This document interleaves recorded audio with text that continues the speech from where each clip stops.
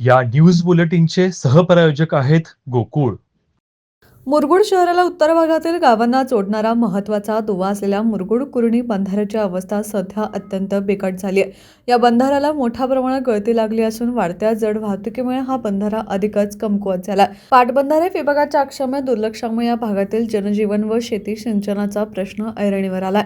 मुरगुड शहराला जोडण्यासाठी कुर्णी, भडगाव, मळे, बुद्रुक, सावर्डी, चौडाळ, पिंपळगाव यासह अनेक गावांची वाहतूक याच बंधाऱ्यावरून चालते. गेल्या काही काळात या मार्गावरील रहदारी झालेल्या बंधाऱ्यावर वाहतूक प्रचंड वाढली आहे. मुळातच जुना भार पेलण्यास असमर्थ ठरत असून त्यामुळे त्याचे स्ट्रक्चर अधिकच खिळखिळे झाले आहे. या बंधाऱ्याची तातडीने दुरुस्ती होणे गरजेचे आहे. जर वेळेत लक्ष दिले नाही तर हा बंधारा कधीही निकामी होऊ शकतो आणि अनेक गावांचा मुरगुडशी असलेला संपर्क तुटू शकतो, अशी भीती स्थानिक ग्रामस्थांनी व्यक्त केली.